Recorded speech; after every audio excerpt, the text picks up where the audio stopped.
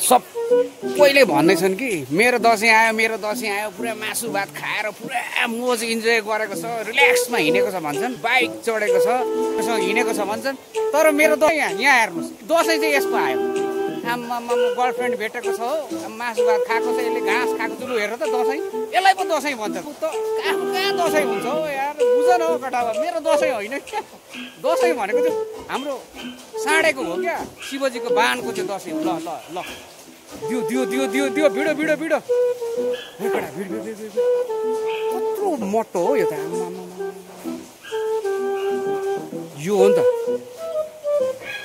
भिडो ए केटो त आमाबाट त पुरा गलेको जस्तो सिरियस दिइरहेको छ, गलेको चाहिँ होइन।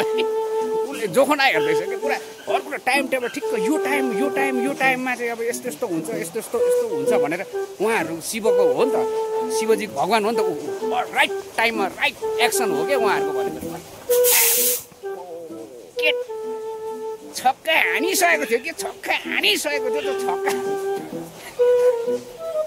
जाडो लागेर यो भाइ र म सर्ट साथले चिया पिउन आएको, फेरि साउनी चाहिँ उता फर्किनु भएको छ। ओ बहिनी जिउ तताउने चिया छैन? हेर्नु न त लजाउनुहुन्छ आमामा, उहाँको चिया पनि छ है। यो गुड्का यो पानी खाएर चाहिँ के हुन्छ भने आन्द्रा सफा हुँदो रहेछ कि। बहिनी चिया छैन तपाईँको? लजाएको के साह्रो लजाउनुहुन्छ भने नि, म त यति साह्रो लजाउनुहुन्छ बहिनी। त्योभन्दा बरु हाम्रो भाइ छ, यो भाइ पनि पुरा झापामा यो भाइको चाहिँ 2टा गर्लफ्रेन्ड रहेछ। यो भाइ चाहिँ नुवाकोटको भाइ रहेछ, फेरि तर झापाको केटीलाई पुरा मन पराउँदो रहेछ है। कडा होस् गरेर झापामा चाहिँ भाइलाई फेरि कट्टा हान्नुपर्छ है, कट्टा। भाइलाई डर लाग्दैन झापाको केटीसँग लभ गर्दा? ए भाइ त के को डर भन्छ त, हेर न मुस्कान त्यस्तै छ। उहाँले पनि दिनुभयो, जबरजस्ती गरेको होइन भन्दैछ। तर पछाडि हेरौँ न, गइसम्म त म वैसेर आयो भन्दा कम्ती होइन नि।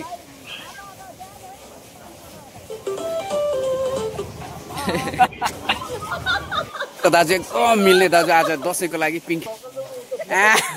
उहाँको म चाहिँ हेर्दाखेरि चाहिँ हेर्नु, उहाँलाई चान्चुने धक्काले हुँदैन क्या। उहाँले भनेपछि फेरि आमा पिङलाई त उतानो बनाइदिनु हुन्छ हेर्नु है। तर घरिघरि चाहिँ आफै उतानो हुनुहुन्छ भन्ने पो डर भइसक्यो मलाई। यही हो दाजु। सर्ट आफ्नो ससुराली जानको लागि, टिका लगाउनको लागि कपाल काटिँदैछ है। अब ससुरा र सासुले चाहिँ कति पैसा दिन्छन् है, जेठानहरूले पनि। पैसा चाहिँ थोरै भयो भने नि फेरि, पैसा चाहिँ थोरै भयो भने त्यस्तै हो। फेरि अर्को सालदेखि आइँदैन दसैँ मनाउनु। अब यो भाइको चान्स नै फेरि हो, यो भाइले चाहिँ अब इन्टरनेसनल लेभलको कलाकारहरू आएर पनि काट्छन् भाइकोमा। अनि त्यही भएर अब 5000 मात्रै हो क्या। 5000 कपाल काटेको 5000 एकजना बराबर दिनु पर्यो, नत्र सासु ससुरा अर्को साल आइँदैन तिम्रो छोरी लिएर। मैले अहिले भन्दैछु, भएन भने अर्को साल आइँदैन। यस्तो ह्यान्डसम भएर आउँदैछु कि मैले भनेको छु। कपाल काटेर निधार ठुलो बनाएर आइसक्यो। पैसा चाहिँ 5000 भन्दा कम्ती झर भने नि सासु, तिम्रो छोरी रिटर्न।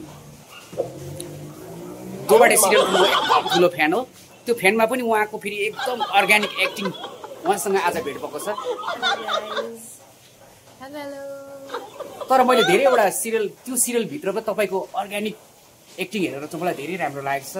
जो तपाईँ जस्तो मान्छेहरू अझै अगाडि बढ्नुपर्छ।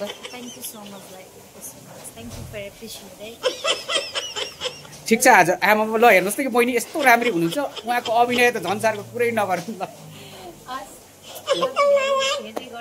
चलाक भाइ भेटे यार, बोल्दा कत्रो खराइ त। भाइ तिम्रो स्कुलको नाम के हो?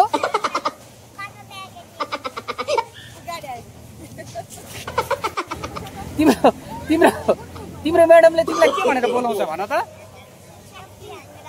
तिमी ठुलो भएर के भन्छौ? आर्मी बोलेर के गर्छौ? यो भाइ त आर्मी भएर देशलाई बचाउँछ अरे। ल हेर्नुहोस् भाइ, नेपाली भाइ के हो जेन्जी भन्ने तिमी नै हो? अनि अस्ति आन्दोलनमा गयौ न? आमा कसम कि जिन्दगीमा मैले यस्तो चलाक भाइ मैले भेटेको थिइनँ। राई रहेछ है। एकपल्ट भाइ तिम्रो साथीहरूलाई केही खबर गर नि त, केही भन्नु छ भने भन। मन्दिरमा जब जब मन्दिर भेट्छ यो भाइले नमस्कार गरिहाल्दछ। मन्दिरमा के माग्यो भन त?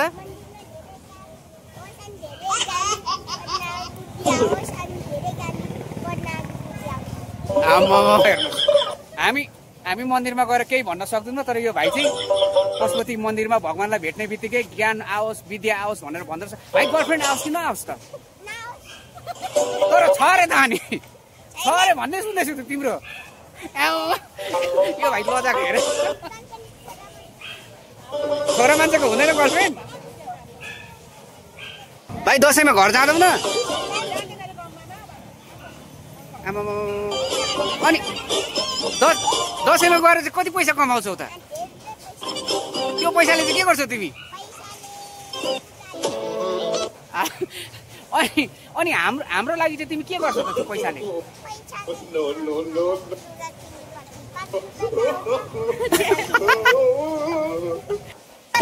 आमा यो भाइ आमा ल हेर्नु फुपूलाई फुपू र भदाको यस्तो माया छ ल भाइ अरे। खै अझै एकपल्ट भाइ माछा मार्नु भनेर आएको खोलामा मलाई देखाउनु। माछा मार्नु भनेर आएको खोलामा खोला बढेर हो यसरी मार्नु पर्छ हो। आज चाहिँ माछा मारिँदैन बस अब खोलामा हेर्नु माछा कतै मरेको छ कि भनेर यसो हेर्दै बस्ने। खोला बढेर पानी परेर बापरे बाप कति पानी पर्छ हो त, कति पानी पर्छ। पर्छ हौ। टेन्सन छैन किनकि यसको पनि मैले चार्जबाजो गरिसकेको छु। यस्तो सानोतिनो छाता ओढ्ने मान्छे नै होइन क्या म भनेको। बबाल ओढिन्छ क्या, ओढेपछि पुरै सिङ्गै छाता ओढिन्छ। सबै खालको छाता देखियो हो। यो खालको चाहिँ फेरि बाले यो हो नि त। त्यो जतिसुकै ठुलो पानी परोस् त्यत्रो छाता ओढेपछि त बाल लास्ट हो। आफ्नो श्रीमतीले आमा बेकरीबाट लिएर आइज। आमा बेकरीको कप के पुरो आफ्नो श्रीमतीको डिमान्ड पुरा गर्नै पर्यो। ऋण लागे पनि जोस् आमा बेकरीको कुनै नै हो कि। अरे सुनिता सुन न, पर्ख न के तिमी कहाँ दौडेकी हो? आमा तिमी त के साह्रो हो आजकल त। अरे हेर न मलाई बिर्से कि म त रोइदिन्छु।